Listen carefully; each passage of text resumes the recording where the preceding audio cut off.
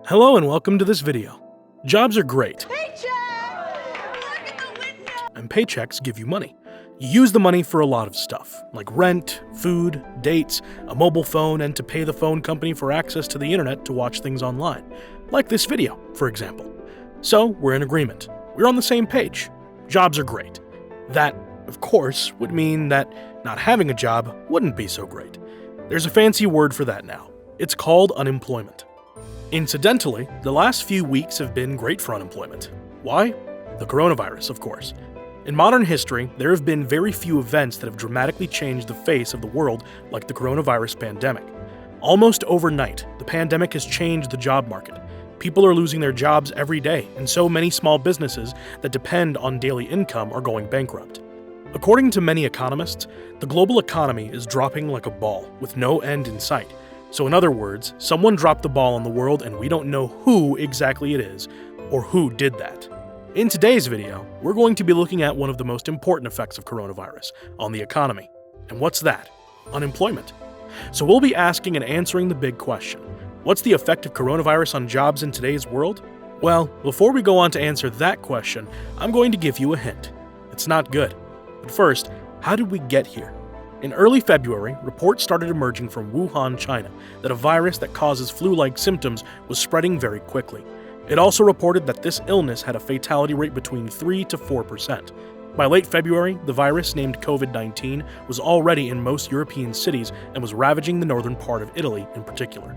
Before long, we heard that the virus that causes this illness was transmitted through inhaling respiratory droplets from the sneezes and coughs of infected people. Unfortunately, the virus is a novel disease, and we do not have a cure for it yet. The solution, therefore, was to mitigate the spread, and the most effective way to do this was to implement social distancing rules. This meant that workplaces would have to be closed down, banks would have to be shut, stadiums would have to lock their doors, and churches would have to pray from home. However, as expected, social distancing rules meant lower economic activity, and lower economic activity is terrible for, well, everything, basically. Except for the transmission of deadly viruses like COVID-19, so I guess that's something.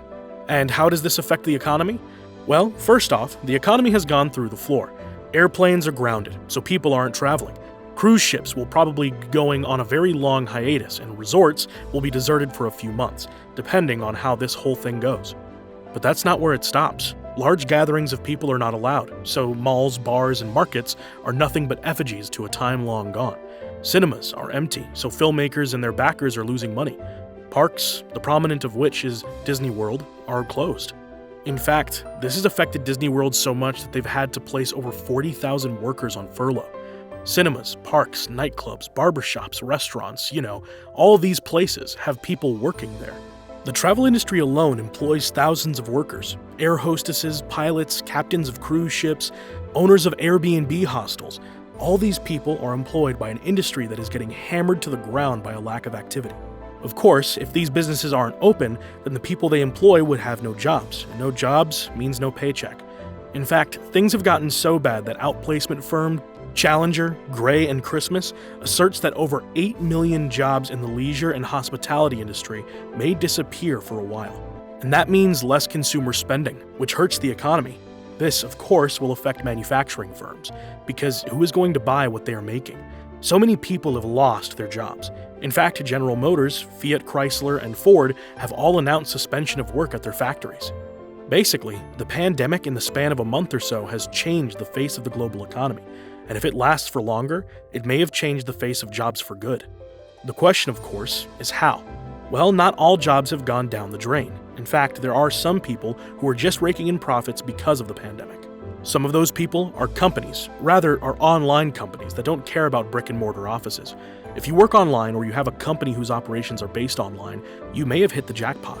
Social distancing rules do not apply to the internet, and in fact, social distancing rules increase the time the average person spends on the internet. Other businesses that will probably not have to worry too much about going out of business are supermarket chains and hospitals. That's because even if everywhere else is closed, supermarkets need to stay open because people need to eat.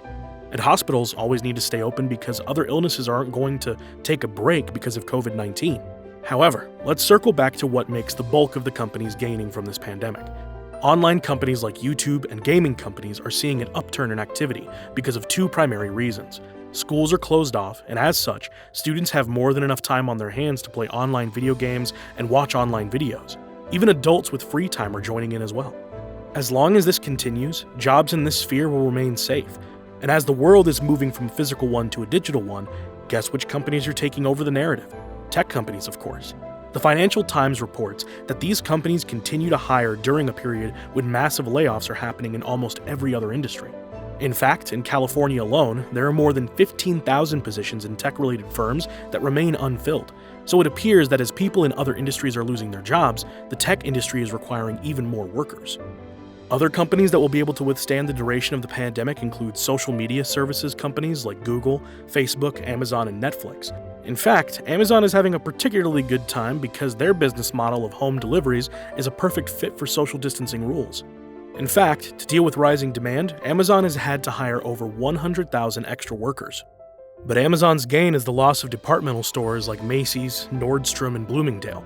These brands have all announced that they will be closing their stores because of low turnover. Of course, the people working in these stores may have to bid their jobs goodbye for a while.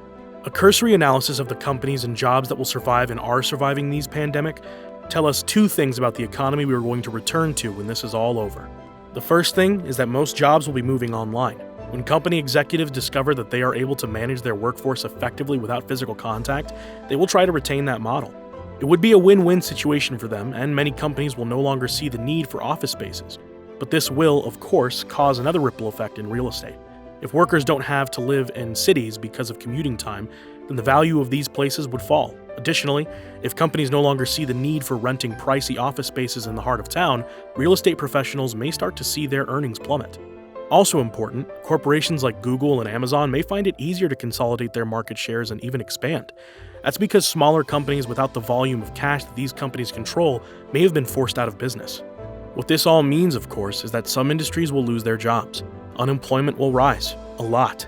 In fact, some are projecting a 9% unemployment rate in America by the end of the year. That would even be higher than the unemployment rate at the height of the 2008 economic crisis. However, the good news is that other job avenues are opening up. Digital skills will be more important than ever in the post-coronavirus business environment, and workers with tech skills will go for top dollar. Use that information well. I hope you learned something. I certainly did, and I hope you enjoyed it as well. Thanks for watching. If you like this video, be sure to subscribe and hit the bell icon so you can be notified. We'd love to hear what you have to say. Leave us your comments below. And lastly, don't forget to hit the like button.